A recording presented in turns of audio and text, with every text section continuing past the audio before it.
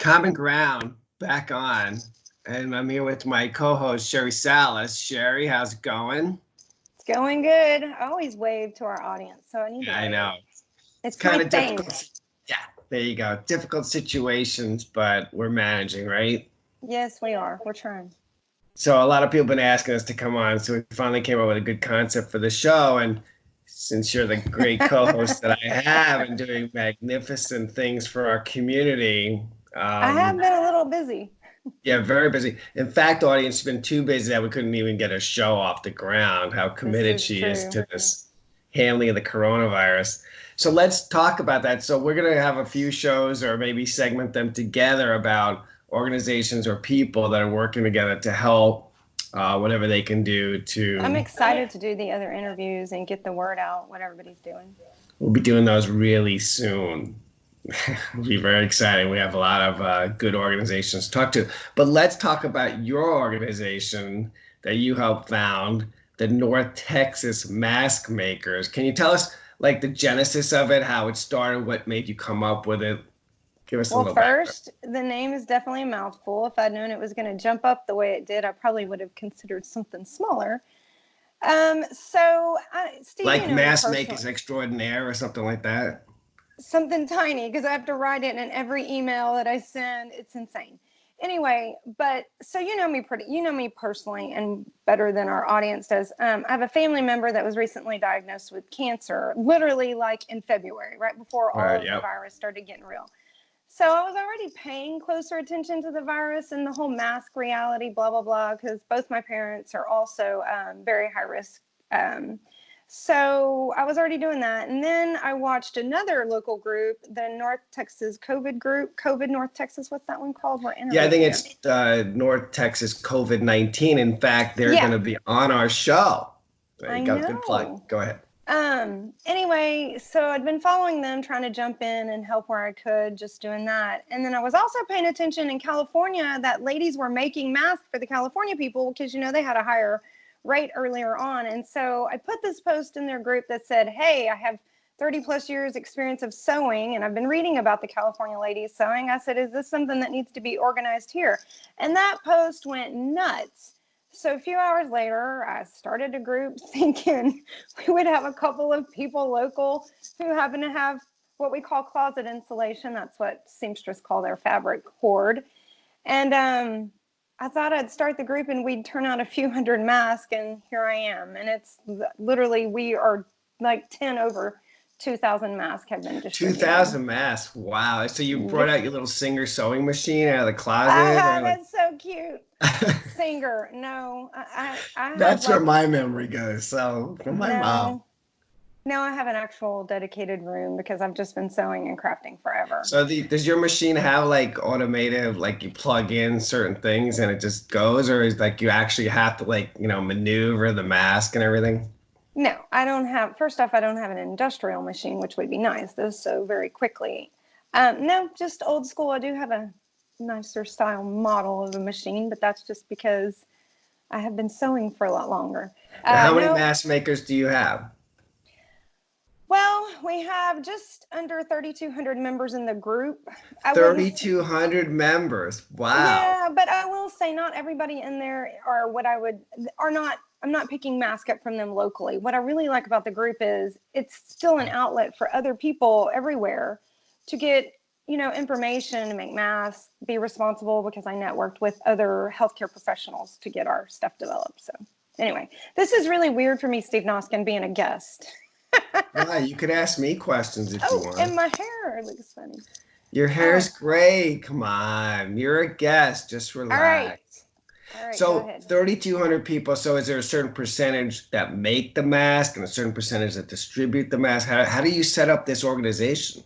Okay, well, I wished I was that detail able, and it's just such a fluid situation. There's no way I could give you stats. I know you're an analyst. You like to analyze, Steve Noskin, which is what makes us a great team. That is not me. Anyway, it is cool. So I have 4 drop locations in the DFW area, and basically these people just deliver masks into the drop locations, and then I go and pick them up. Or now I actually have a group of people that are actually volunteering to do the running, which is really nice.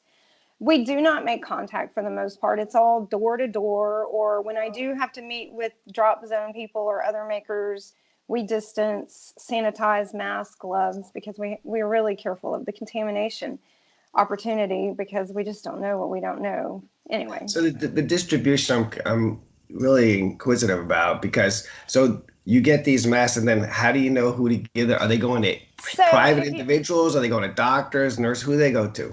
So if you go to our group, North Texas Mask Makers, and you go to the file sections, there is a file there called Healthcare Professional Needs.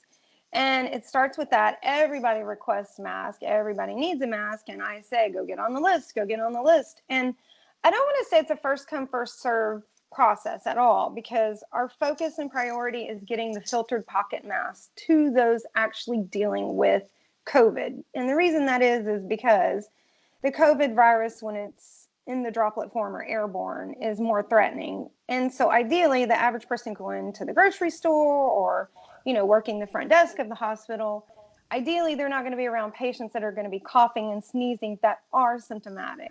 And so we were focused to get the pocket mask in those areas. But then you go to our list and there's a lot of assisted living locations. And this isn't just senior assisted living, it's all sorts. And it turns out they have positive patients in their entities too. So it's not like we could just focus it, prioritize it to hospital care workers, because there are other areas. There's an area in Denton that has a facility that has several positive patients. So And are people reaching out to you or you're finding people to give the mask to? nope, we have a hardcore process. They reach out to the group, and sometimes they'll just post in the comments or the threads, and I direct them, go put it in the file, go put it in the file. And then I personally work the list. I do communicate with some of the healthcare professionals that I've been working with through this whole process, just to make sure, what's going where. But ultimately, no, they see the list, they see the group, they go get on the list. And that's what I have the list right here, Steve Noskin. You want to see? It's Yeah. my baby. I walk around with this. Several Wow. pages long, it grows, and this is the magic pen. Do you see that? That is Yeah, the that is magic the pen. I see that. You know Wow, why what a this is magic pen. magic? Because Yeah. when I use this, that means you are getting a bag to pick up. I I have to love this say pen. to our audience, she is totally dedicated to this. We can hardly get her on the phone during the week. This I is heard that true. you wake up at the crack of dawn and you're till dinner time just making masks. I actually, oddly, even though I'm the one that started this with the sewing experience, I've only made 60 masks myself because I spent a lot of time. And now it's definitely not just me. There are so many people that are making this happen. I mean, Steve, it's really cool. It will fill your heart as an American to know how many people are doing. And I'm a doer. So I like being around all these people that are just Now I'm push up the hoping sleeves. like once this thing ends, is there any way to keep this group together, maybe to work on something else? I, I mean, I finding volunteers is really hard to do these days.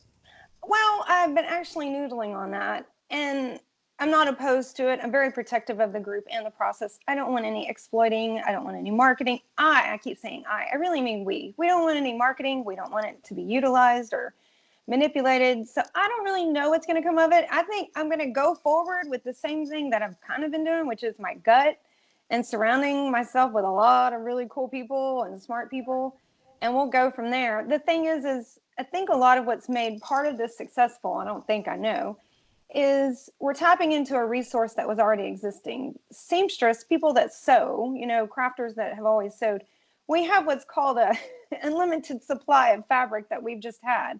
Some of us nickname it closet insulation. Anyway, it was already there. Now, elastic, however, has been a challenge, as a lot of people know, but I don't know. We'll see where it goes, because I have a feeling a lot of these people do already in their community, like more So is locally. elastic still an issue for you and the group to get it? Well, I'm going to keep my comments a little a little reserved, because elastic seems to be the new TP for many, because especially now that the CDC has kind of moved to advising the general public to start wearing masks, it's like even more coveted, and we're Right. still focusing on the healthcare professionals. So we've gotten some elastic in, and we are networking, getting it to people that are actually making masks to donate and to serve the purpose. There are a lot of people. I wished I could say we haven't had people jump in to try and get the elastic under other. Well, I'm just going to be nice. Auspices. Well, I'm So going to be nice and move on. Ask me something what's the else. difference between your mask? There's different masks coming out. So yours uses a filter system. There are others that use like a three-layer cloth system. And now the president came out with like everybody should wear at least a cloth mask. So can you give us our audience like just a little difference between the types of masks that are obviously there's the N95 mask, which the health professionals should use, and then there's the people that are making masks. So what is really the difference between those custom masks? That's a really good question. And first, I'd like to answer it by saying we are not professionals, any of us. Well, a lot of people in the group are professionals, but we are not the CDC. So I feel like I have to always add a disclaimer, which, by the way, we do have one to sign. You need to, well, we'll talk about that later. I'll sign the Anyway, disclaimer. you don't get one, you're not a Oh, healthcare professional. Anyway, so that's a good question. And that's kind of what's so important about the people that I surrounded myself with. Colby is the ICU nurse that, I started this whole journey with. She jumped into the group and was so knowledgeable. I reached out to her, and I now call her my micron queen.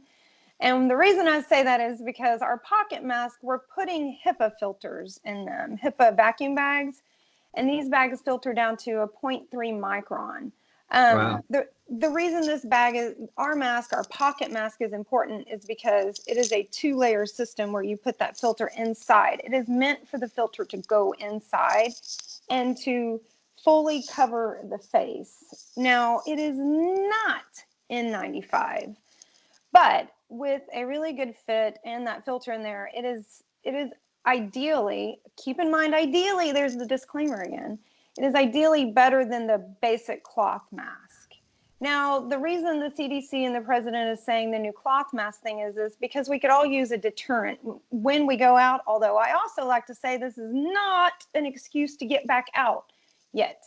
The cloth mask, that creates a deterrent that keeps you from just touching your mouth, touching your nose, and contaminating after touching other things in public.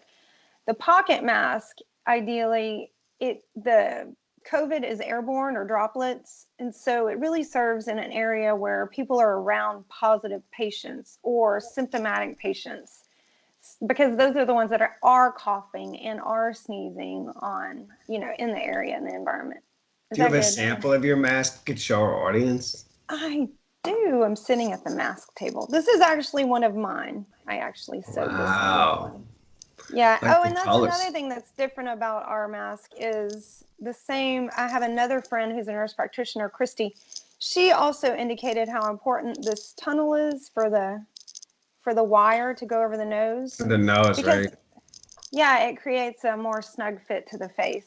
And then also, like I said, we have our pockets. And then our medical healthcare providers, they all professionals. I don't know if the P is professional or provider right now. Anyway, some require elastics, some ask for ties. And this is kind of a weird situation because some say the elastic doesn't survive the sanitization process. But I have people requesting the elastic, so we Aren't you do making 50-50. shields also? I am not personally, but I am excited Your because group. again, surround yourself with awesome people. Peggy Epner is all things shields.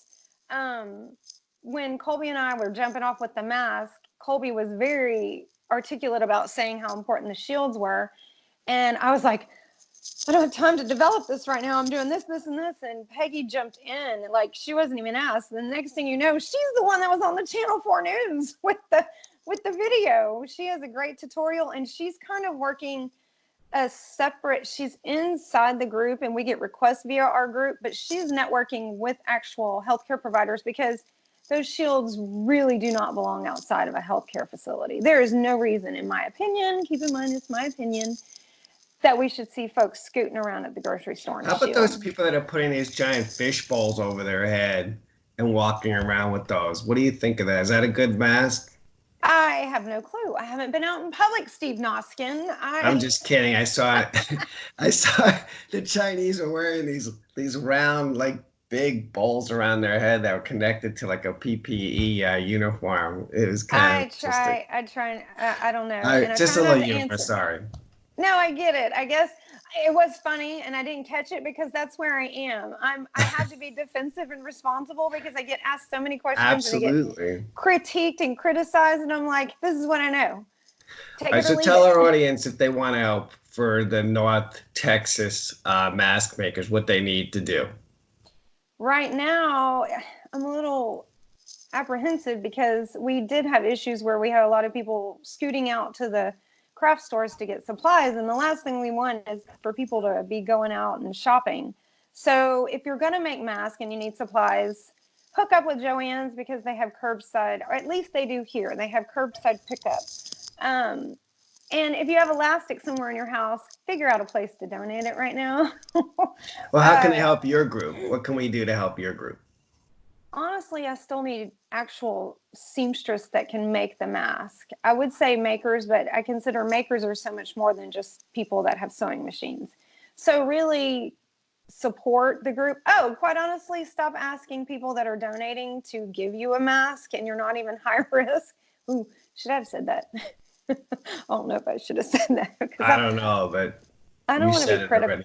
I don't want to be critical of people, but and I have no, and that's another thing. Our group is not anti-selling mask, anti this or whatever. Go, if there's a mask being made to be sold, that's one more mask we have in the population.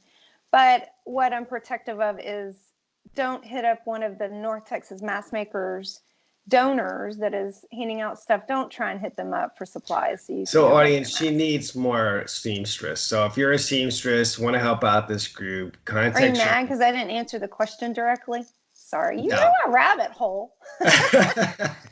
Go to her Facebook at North Texas Mask Makers. Sorry, Mask Makers, North Texas Mask Makers, and you can private message Sherrie, right, or anybody at the admin group Oh, there. yes.